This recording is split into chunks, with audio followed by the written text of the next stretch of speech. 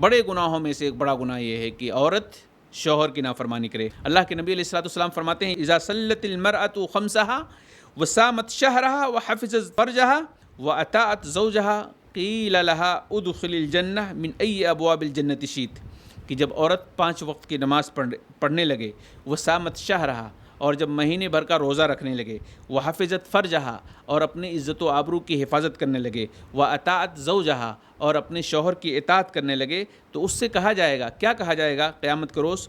ادخل الجنہ، جنت میں داخل ہو جا، من ای ابواب الجنت شئت، جنت کے جتنے بھی دروازے ہیں، جس دروازے سے تو داخل ہونا چاہے داخل ہو جا، جنت کے کسی بھی دروازے سے جو تجھے پسند ہے اس دروازے سے تو انٹری کر لے، داخل ہو جا۔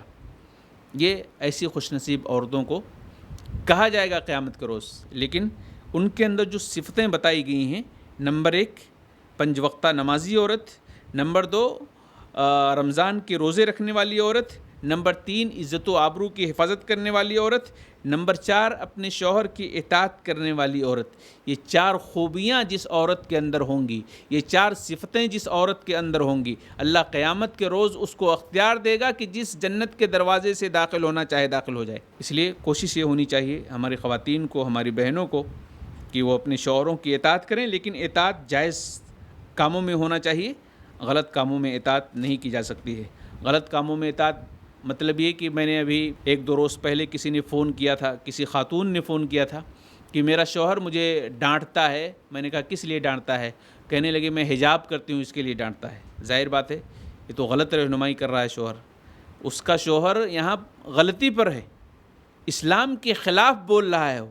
ظاہر بات ہے جب شوہر اسلام کے خلاف بولے گا عورت اس کی اطاعت نہیں کرے گی۔ میں نے ان کو جو سمجھانا تھا بہرحال سمجھایا۔ تو ایسے بھی مسلمان سماج کے اندر موجود ہیں جو اپنی عورتوں کے پردے پر چڑھتے ہیں۔ کتنی بدنصیبی ہے ان کی، کتنی محرومی ہے ان کی۔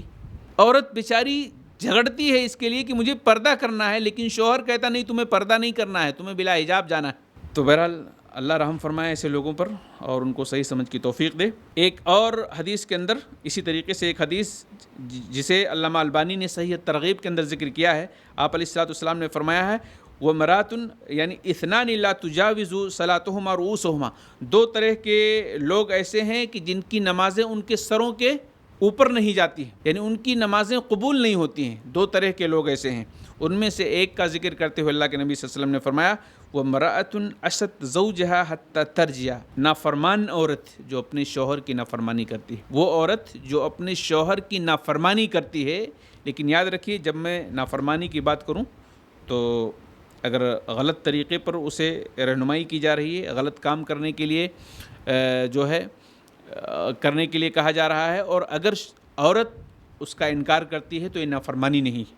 جائز کاموں کے لیے اگر عورت نہیں مانتی ہے تو یہ نافرمانی ہے، ناجائز کاموں پر انکار یہ نافرمانی نہیں ہے۔ تو اللہ کے نبی صلی اللہ علیہ وسلم نے فرمایا کہ دو طرح کے لوگوں کی نمازیں اوپر نہیں جاتی ہیں، یعنی قبول نہیں ہوتی ہیں۔ ان میں سے ایک وہ عورت جو اپنے شوہر کی نافرمان ہے، یہاں تک کہ وہ نافرمانی کو چھوڑ دے۔